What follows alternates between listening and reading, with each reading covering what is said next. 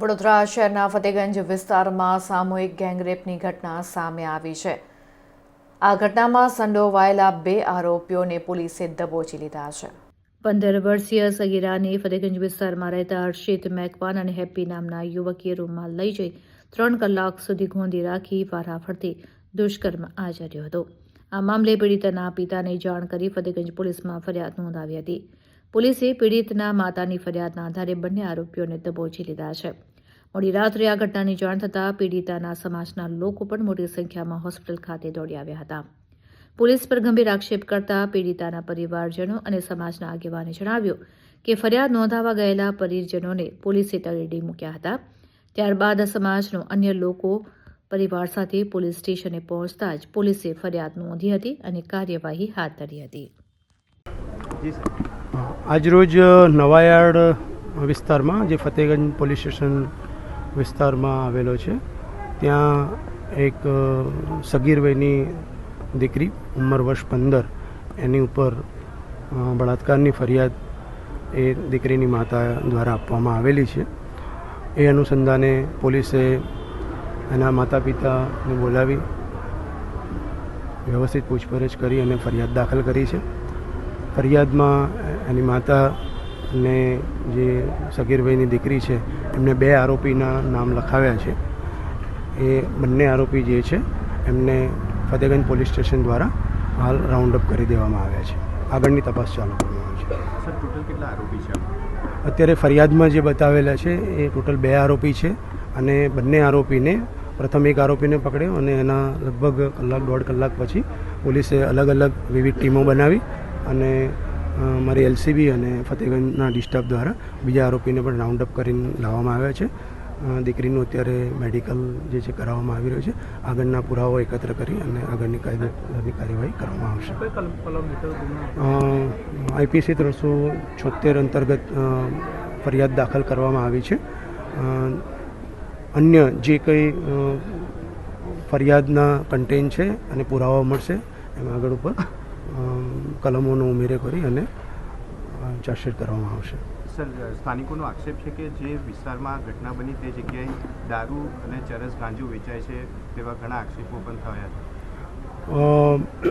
જે વિસ્તાર નવાયાર્ડ બતાવ્યો છે એમાં આપણે કદાચ જોયું હશે તો ઘણા લાંબા સમયથી પોલીસ અવારનવાર 31 ડિસેમ્બર સુધી પણ ત્યાં કોમ્બિંગ પણ કરેલું છે। અનેક દારૂના કેસ પણ કરવામાં આવેલા છે અને હજુ પણ પોલીસને કોઈપણ પ્રકારની બાતમી આપવામાં આવશે તો ચોક્કસ ખાતરી આપીએ છીએ કે ત્યાં રેડ કરી અને આગળની કાયદેસરની કાર્યવાહી કરી છે। એ બાબતમાં અમે કટિબદ્ધ છીએ કે અમને કોઈ પણ આપની પાસે ઇન્ફોર્મેશન હશે આપ દ્વારા આપવામાં આવશે, ચોક્કસ રેડ કરીશું અને એ વસ્તુને નેસ્ત નાબૂદ કરીશું। સર, નાબાલિગ પર બલાત્કારની ઘટનાને લઈને લોકોમાં આક્રોશ છે, શું આશ્વાસન આપો છો? અમે એ બાબત એના ફાધર મધરને પણ કીધું છે। અમે પ્રજાજનોને પણ કહીએ છીએ કે પોલીસ ઉપર વિશ્વાસ રાખો, તપાસ કરવાનું કામ અમારું છે। જેટલા સ્ટ્રોંગ પુરાવા એકત્ર કરી અને ચાર્જશીટ કરવાની હશે એના માટે અમે દીકરીને ન્યાય મળે એ માટે કટિબદ્ધ છીએ। એક એક પુરાવો એકત્ર કરી અને અમે એનું ચાર્જશીટ કરીશું। અન્ય આરોપી અંદર સંડોવાયેલા હોય એ અત્યારે ઇન્વેસ્ટિગેશનનો વિષય છે। હાલ જે ફરિયાદમાં 2 આરોપી બતાવેલા છે બંને આરોપીને અત્યારે રાઉન્ડ અપ કર્યા છે, થોડી પૂછપરછ કરી અને આગળ એરેસ્ટ કરીને આગળ એની કાર્યવાહી કરવામાં આવશે। બીજા અત્યારે હાલ જસ્ટ એમને કીધું એ પ્રમાણે રાઉન્ડ અપ કર્યા છે। જ્યાં સુધી એની પૂછપરછ નહીં કરીએ ઊંડાણપૂર્વક ત્યાં સુધી એ બાબતમાં કોમેન્ટ નહીં કરી શકાય। એ પૂછપરછ પછી ખ્યાલ આવી શકશે। એક આરોપીની ઉંમર આશરે 19 વર્ષ છે, એક આરોપીની ઉંમર આશરે 20 વર્ષ છે। Thank you. आज जो बनाव बना ये हमारे नवायार्ड विस्तार में बना। बोर्ड नंबर 1 लगता है।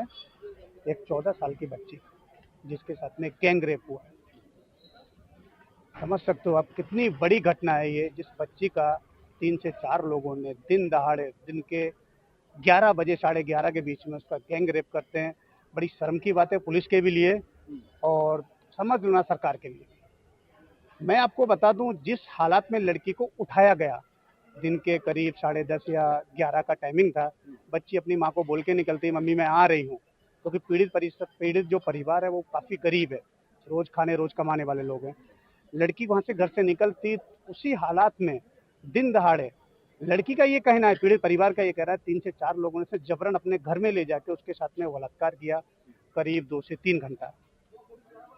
करीब 2 से 3 घंटा फिर सपोर्ट में भी मैं आपको बोलूं, जिस दरिंदों ने उसका बलात्कार किया उसका परिवार उनके सपोर्ट में खड़ा होता है दरिंदों की। और उसकी माँ जो थी उसने वो लड़की को जबरन अपने पास दबा के रखा था, पकड़ के रखा था। हालांकि ये अपने घर जाके बता नहीं सके, पुलिस केस नहीं करे हमारे ऊपर, उसको दबाया गया था, धमकाया गया था कि अगर आपने कंप्लेन की, पुलिस स्टेशन में गए, ये जो भी यहाँ पे बनाव बना तेरे साथ बोलती थे आके, तो तेरे भाई को शाम जिंदा मार देंगे या कुछ भी कर देंगे, क्योंकि वो लोग गरीब हैं। जो परिवार था वो डर गया।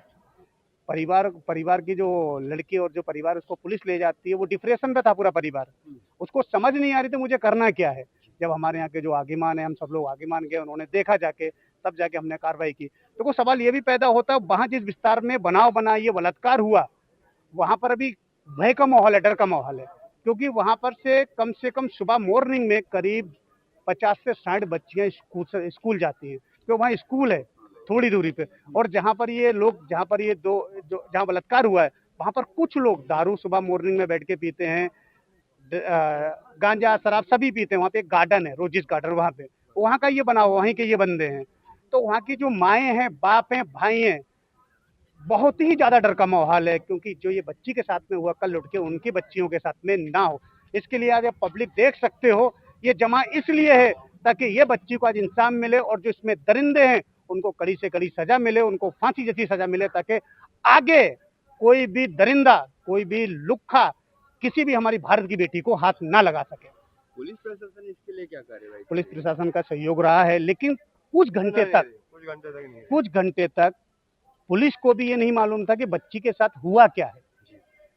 ये है, क्योंकि बच्ची को धमकाया इतना गया था, मैंने आपको बोला कि लड़की को डराया इतना गया था, फैमिली को टॉर्चर इतना किया गया था, क्योंकि अगर आप FIR या पुलिस स्टेशन जाते हो तो आपके भाई को हम मार देंगे। वो जो लारी चलाते हैं, उसका भाई लारी चलाता, उसको ये डर था मेरे भाई को कोई भी कहीं भी मार देगा। पुलिस का सहयोग रहा है, पुलिस ने FIR भी ली है, 74 की कलम लगी है और पोस्को की कलम लगी है। अब हमारी मांग यही है, पीड़ित परिवार को जल्द से जल्द ये जो केस है इसको फास्ट ट्रैक में डाला जाए और फास्ट ट्रैक में चलाया जाए। इसमें जो भी दोषी है उसके खिलाफ ओनली फॉर फांसी की सजा। हमारा मानना है ये सामाजिक आगेवानों का, इसमें कोई भी राजनीति नहीं होना चाहिए, क्योंकि ये कोई मुस्लिम की बेटी नहीं है, ये देश की बेटी है, ये हर समाज की बेटी है।